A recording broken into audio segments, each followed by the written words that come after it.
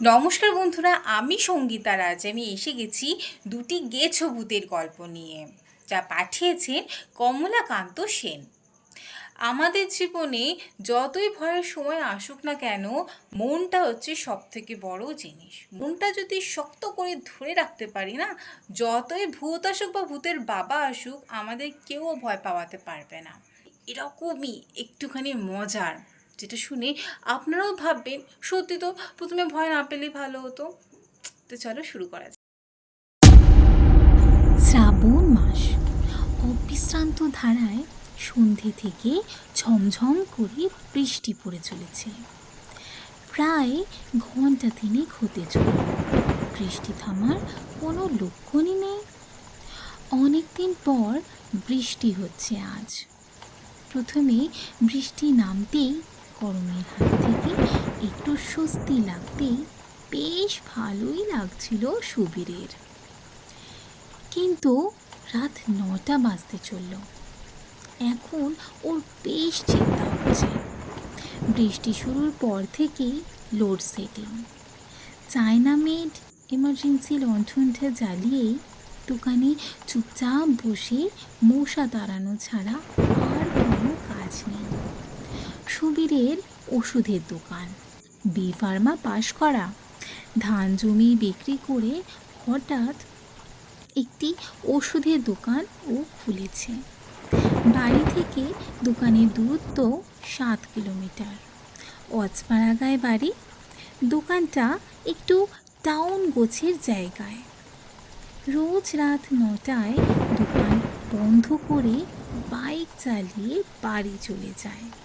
যদিও আজ দোকানে তেমন কোনো খদ্দের নেই, তার উপর বৃষ্টির জন্য রাস্তাঘাট একদম শুনশান। থেকে থেকে বাজ পড়ছে। আশেপাশের ডোবা পুকুর ধান জমি সব জলে ভরে উঠেছে। রাত 9:30টার সময় বৃষ্টি একটু থামতেই সুবীর দোকানের শাটার নামিয়ে তালা ঝুলিয়ে বেরিয়ে পড়ল। জলে ভিজে ভিজেই বাইকটা স্টার্ট করতে একটু সময় লাগলো। গ্রামের লাল মোরামের রাস্তা, রাস্তার দুধার গাছপালায় ভর্তি। বৃষ্টির পরে ঝিঁঝি পোকা ব্যাঙ মহানন্দে গান জুড়েছে। কেমন যেন একটা ছমছমে পরিবেশ। তার মধ্যে গ্রামের রাস্তা, রাস্তায় কোনো আলো থাকে না, বেশ কুটকুটে অন্ধকার। শুকনোর সময় সুবীরের বাইকে করে 20 মিনিট লাগে বাড়ি পৌঁছাতে। কিন্তু বৃষ্টির পরে রাস্তায় জোরে গাড়ি চালানোটা বেশ রিস্কি। তাই সুবীর বেশ ধীর গতিতেই বাইক চালাচ্ছে। গ্রামের দিকে রাত 9:30টায় মোটামুটি লোকজনেরা খাওয়া দাওয়া শেষ করে শুতে চলে যায়। তাই কোনো বাড়িতেও কোনো আলো জ্বলতে দেখা যাচ্ছে না।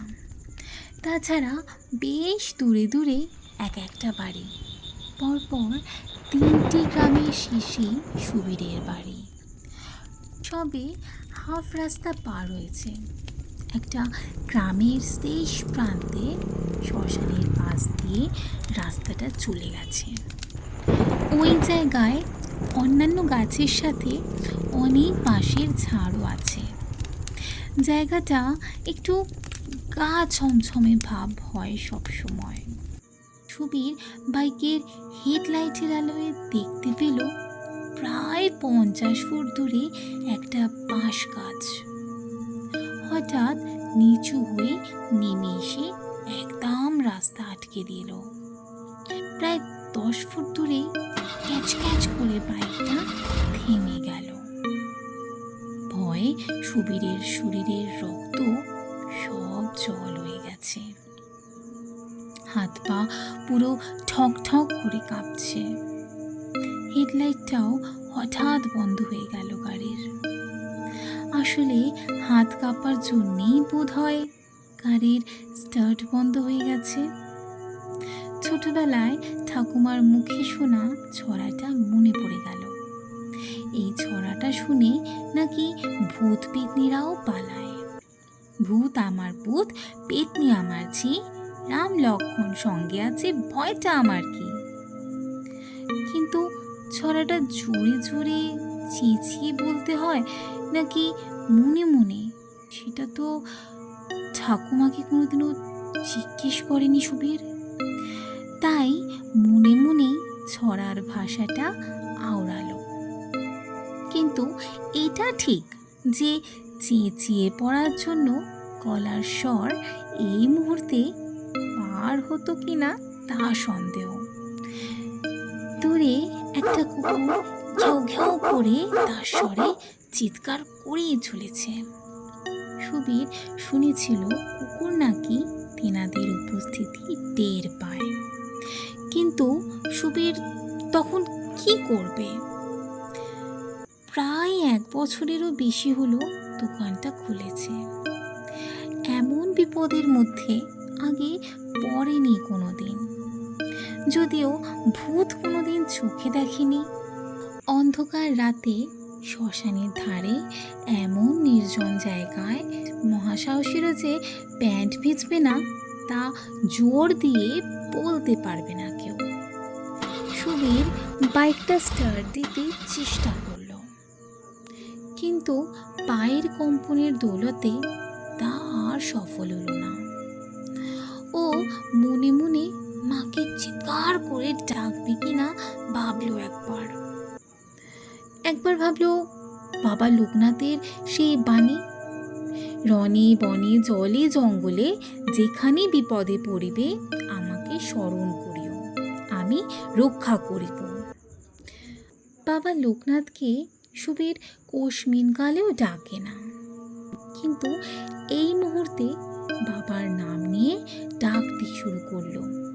হে বাবা, রক্ষা করো আমায়, রণে বনে নয়, জঙ্গলেও নয়, পড়েছি যে ভূতের সামনে, এর থেকে তুমি রক্ষা করো বাবা।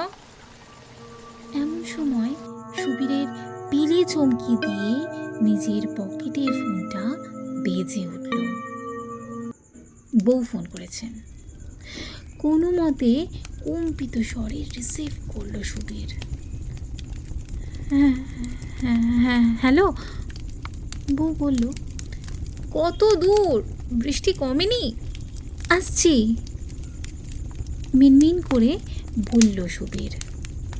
বউকে আর ভূতের কবলে পড়ার কথা বলতে পারল না, পাছে বউ ভীতু ডরপক ভাবে।